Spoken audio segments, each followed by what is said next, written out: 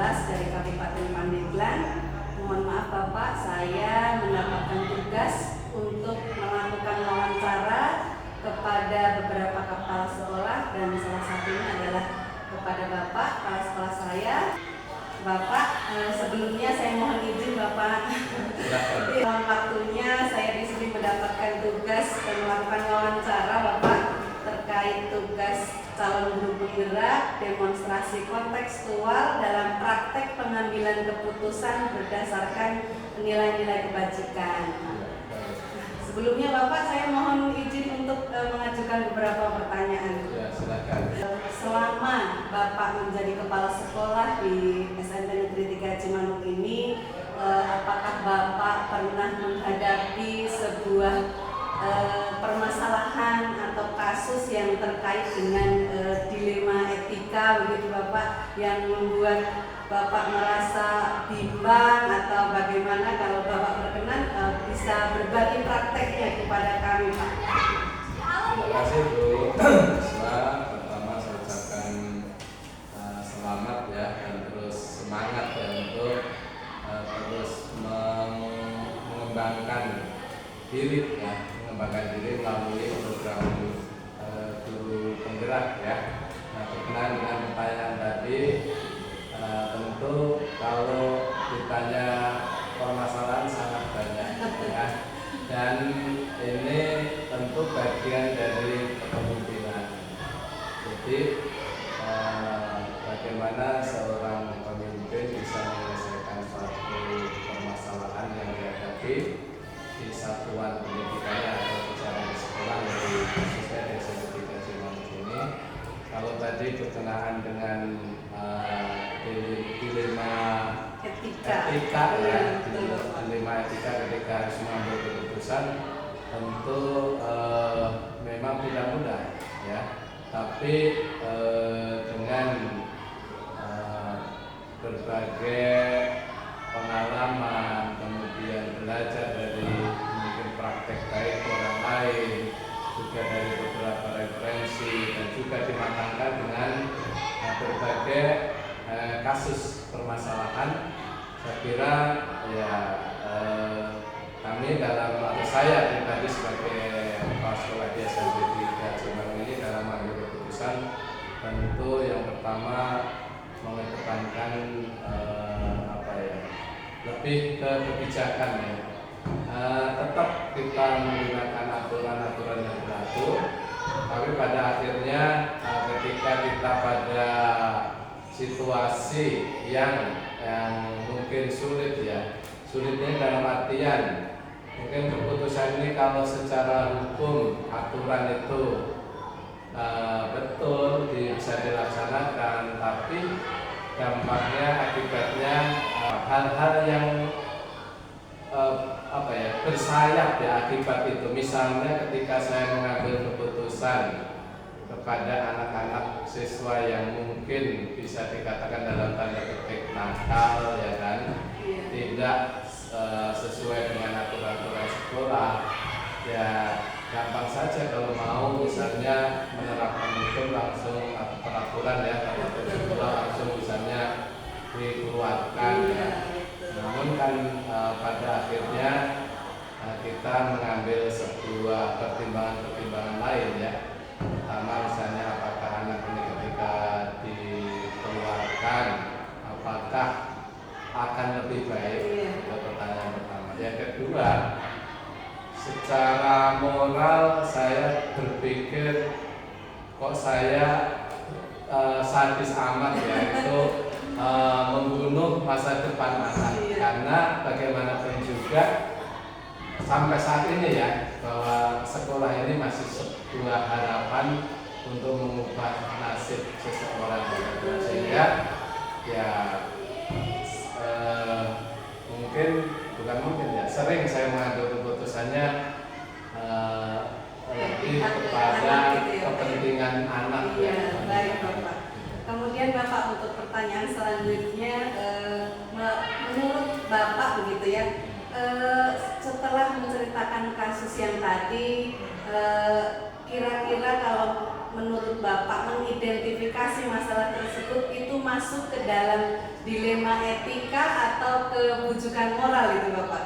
Ya, kalau menurut saya itu dilema etika ya, Betul. karena benar berhadapan dengan benar mungkin ya. Jadi betul, Bapak. hanya memang di situ akan lebih kepada apa ya? Menitik beratkan yang Ya, lebih menitik ini. beratkan kepada asas kemanfaatan kepentingan yang lebih besar menurut saya. Jadi itu tadi ya kalau boleh dikatakan ya itu dilema Etika, iya betul Bapak, karena dihadapkan pada dua pilihan yang sama-sama benar gitu ya Bapak. Nah Bapak, ketika Bapak menjalankan pengambilan keputusan seperti yang tadi, bagaimana Bapak kira-kira mengidentifikasinya, kemudian menjalankan pengambilan keputusan tersebut karena hal tersebut sama-sama benar begitu Pak?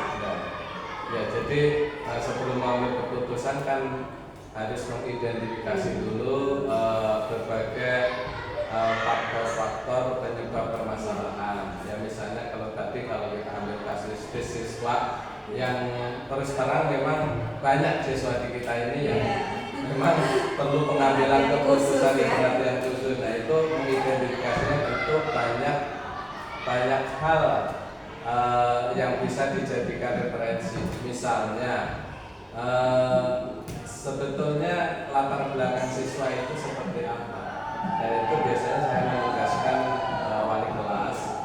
Pertama, prosedur yang kami lakukan di SMP TK Cimarak ini kan ketika anak-anak ini bermasalah, entah itu alpanya tidak sekolah berhari-hari tanpa keterangan, kemudian ada permasalahan yang lain, itu biasanya kita panggil orang tuanya dulu, gitu ya, diajak ngobrol permasalahannya apa dan bagaimana solusinya, gitu kan. Jadi kolaborasi dengan orang tua. Kalau itu tidak terlaksana, ya tidak berhasil melakukan ya, misalnya orang tua nggak mau datang ke sekolah, biasanya kan kami sekolah menugaskan supaya membisik, supaya apa ya, betul-betul terpotret terekam kondisi real siswa, baik kondisi ekonominya, kondisi sosial lingkungannya, orang tuanya dan sebagainya. Dan simpulannya ternyata cukup mengagetkan juga. Anak-anak yang bermasalah ini memang berangkat dari keluarga-keluarga yang bermasalah, orang tua yang bermasalah. Nah itu sehingga ketika itu sudah teridentifikasi, ya kita bisa membuat sebuah simpulan dan mengambil keputusan yang tepat. Jadi langkah pertama yang Bapak lakukan adalah mengidentifikasi dulu gitu ya, baik latar belakang ekonomi, sosial, permasalahan siswa seperti apa. Kemudian Bapak juga tadi menceritakan bahwa prosedur yang dilakukan dengan pertama wali kelas melakukan pemanggilan, kalau memang dipanggil tidak hadir ya wali kelas yang bertugas untuk home visit. Masalah dan luar biasa ya Bapak. Nah Bapak, hal-hal apa saja yang selama ini Bapak anggap efektif begitu dalam pengambilan keputusan, terutama terkait dengan dilema etika ini? Ya, yang pertama faktor yang membuat efektif satu, yang pertama ini kita harus punya informasi yang lengkap. Informasi yang lengkap tentang apa itu objek yang akan kita jadikan atau subjek yang memberikan keputusan itu. Kalau siswa ya harus lengkap informasi siswa. Jadi jangan langsung menjustifikasi. Jadi punya data informasi yang lengkap. Yang kedua, memberdayakan semua sumber daya, terutama sumber daya manusia di sekolah. Misalnya kan di sekolah ada wakasek kurikulum, kesiswaan, humas, itu kita ajak ngobrol, kita ajak diskusi, kita ajak cari solusi bersama, sehingga makin lengkap informasi tentang permasalahan yang dihadapi itu, sehingga ketika diambil sebuah keputusan kita yakin bahwa keputusan itu yang terbaik. Baik, Bapak. Jadi Bapak mengedepankan berkolaborasi dengan rekan sejawat, begitu ya Bapak ya. Baik Bapak, kemudian Bapak selama Bapak melakukan pengambilan keputusan itu apakah terdapat tantangan dalam melakukan pengambilan keputusan tersebut Pak? Iya, tantangan ini kan terutama kalau yang kita rasakan selama ini, terutama tantangan dari internal ya, dari lembaga kita sendiri, satuan pendidikan, ataupun dari diri saya sendiri ya. Jadi ini keputusan ini saya harus meyakini bahwa itu yang terbaik. Nah, itu meyakinkan itu mungkin tantangan pertama dari dalam diri. Yang kedua, meyakinkan diri sendiri bahwa memang salah satu ciri seorang pemimpin itu kalau pengen ya maju juga harus berani mengambil keputusan yang berisiko, Jadi jangan mencari zona aman saja. Itu. Kemudian tantangan yang kedua dari mungkin ya pemangku kepentingan internal kita, misalnya dari guru, dari guru-guru mungkin berbeda pendapat. Ya kan ketika saya mengambil keputusan itu mungkin ada yang menanggapi mendukung, ada yang ragu-ragu, ada yang kurang setuju. Nah, itu pasti ada. Tapi saya mencoba meyakinkan bahwa itu adalah untuk kepentingan siswa pertama. Jadi memang intinya apapun yang kita lakukan ujungnya adalah untuk kepentingan siswa gitu ya Bapak. Nah, Bapak ketika Bapak menghadapi sebuah dilema etika seperti itu, apakah ketika Bapak menyelesaikannya memiliki tata kelola atau waktu yang khusus, tempat yang khusus untuk menyelesaikannya atau bagaimana Bapak? Ya, memang kalau yang masalahnya itu insidental, yang munculnya ini tidak terprogram atau di luar ekspektasi kita ya. Tiba-tiba masalah itu muncul, misalnya ada anak informasi tawuran, itu kan harus segera diselesaikan. Nah, kalau bicara tempat khusus memang biasanya memang di ruang saya ini, atau kadang-kadang saya yang proaktif menggunakan ruang guru, ruang tamu. Jadi saya kira untuk tempat saya kira tidak ada yang khusus saya khususkan, fleksibel dan buat nyaman semuanya gitu ya.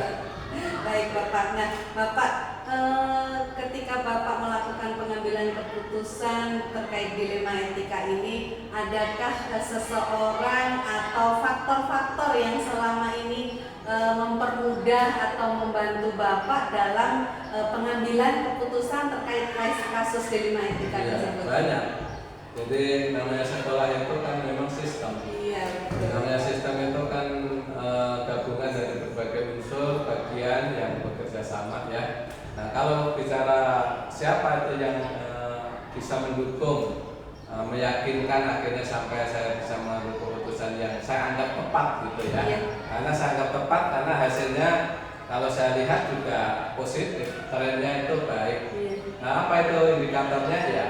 Tidak ada orang tua ataupun siswa yang di situ protes, kemudian misalnya kepercayaan masyarakat sekitar ini juga makin baik terhadap sekolah ini. Itu kan artinya kan memang sudah on the track keputusan itu.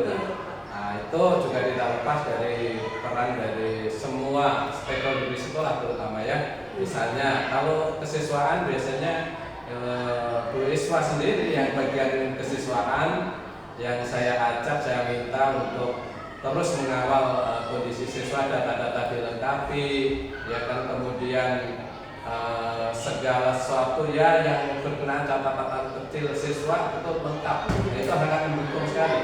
Dan yang kedua dari wali kelas juga saya minta untuk terus memantau, bahkan setiap bulannya kan kita minta memberikan laporan tentang tingkat kehadiran, kemudian kasus-kasus yang dianggap mencolok begitu ya, yang perlu segera ditindaklanjuti.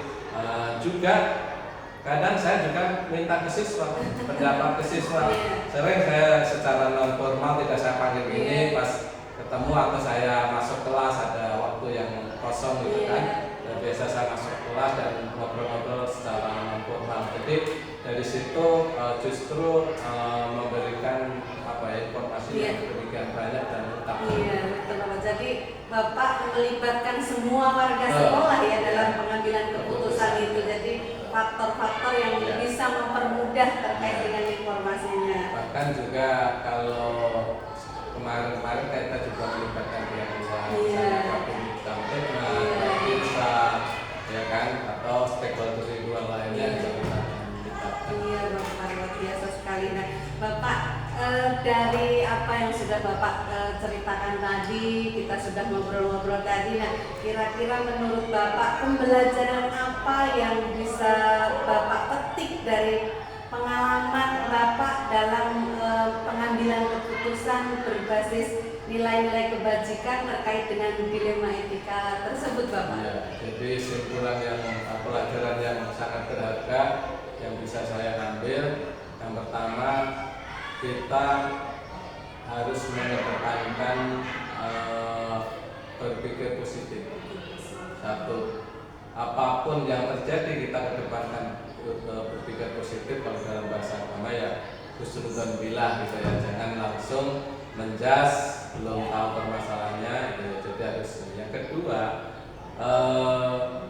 pentingnya melibatkan seluruh komponen atau stakeholder yang ada di dalam sekolah maupun di luar sekolah dalam mengambil keputusan, sebelum mengambil keputusan ya. Kemudian yang ketiga, nilai-nilai kebajikan yang bisa saya ambil adalah dengan metode seperti itu saya semakin enjoy dalam memimpin ya kan, tidak merasa sendiri ya. Kemudian merasa bahwa semua di sekolah ini punya peran penting. Iya, dan menjadi satu bagian begitu ya Pak ya. Jadi tidak ada yang kamu mah bagian kebersihan nggak penting, kamu bagian jaga ini nggak penting. Semuanya saling melengkapi. Baik Bapak, jadi di sini pembelajaran yang Bapak ambil tentu akan menjadi pelajaran buat saya juga ya Bapak ya, mengedepankan selalu berpositif thinking terhadap apapun, kemudian melibatkan seluruh warga sekolah, dan kemudian akhirnya Bapak merasa nyaman dalam melakukan tugas sebagai seorang pemimpin. Baik Bapak, terima kasih banyak atas waktunya yang sudah. Ya, saya berharap berdoa ya nanti suatu saat pada saatnya pasti terjadi, turis kan akan masuk ke menggantikan yang sudah tua-tua lah ya gitu ya. Dan kali ini saya berharap ya selama saya di sini ambil aja yang baik-baik, yang kurang baik ya ini masih bisa saya perbaiki, saya tingkatkan gitu aja. Iya Bapak, terima kasih banyak. Insya Allah apa yang sudah kita obrolkan hari ini sangat bermanfaat sekali untuk saya. Bagaimana saya bisa belajar dari praktek baik yang sudah Bapak lakukan terkait dalam pengambilan keputusan dalam dilema etika ini. Baik Bapak, terima kasih sekali lagi saya ucapkan Bapak. Assalamualaikum warahmatullahi wabarakatuh. Assalamualaikum Ibu. Waalaikumsalam. Alhamdulillah sehat dan biasa sekali Bu. Terima kasih Ibu atas waktu yang diberikan untuk saya. Saya mendapatkan tugas untuk mewawancarai kepala sekolah terkait dengan pengambilan keputusan berdasarkan nilai-nilai kebajikan begitu Ibu. Saya mohon izin ya Bu, ada beberapa pertanyaan yang nanti harus Ibu jawab begitu. Mudah-mudahan saya bisa menjawab. Iya Ibu, terima kasih. Baik Ibu, pertanyaan yang pertama ya Bu ya. Selama Ibu menjadi kepala sekolah begitu, apakah Ibu mengetahui apa sih yang terkait dengan dilema etika maupun bujukan moral begitu ya Bu? Terima kasih Bu, saya akan mencoba menjawab selama ini yang saya kenal dengan bujukan moral dan dilema etika itu. Kalau dilema etika itu adalah pilihan benar dengan benar. Kalau bujukan moral itu pilihan antara benar dan salah. Oh begitu Ibu ya, jadi Ibu sudah mengetahui ya bahwa dilema etika itu pilihan antara benar dengan benar, kemudian kalau untuk bujukan moral itu benar dengan salah, begitu ya Bu ya. Baik Ibu, selama ini bagaimana Ibu sebagai kepala sekolah menjalankan pengambilan keputusan di sekolah, terutama untuk kasus-kasus yang memiliki kepentingan yang sama-sama benar, begitu ya Bu, antara kepentingan ini benar, kemudian yang satunya juga benar. Bagaimana kalau selama ini Ibu laksanakan? Selama saya memimpin sekolah ini, ketika ada sebuah masalah di sekolah ini untuk mengambil keputusan, tentu saja saya tidak bisa mengambil langkah sendiri. Karena bagaimanapun, semua masalah yang ada di sekolah ini harus saya musyawarahkan. Yang pertama saya dengan pembantu saya, para wakase.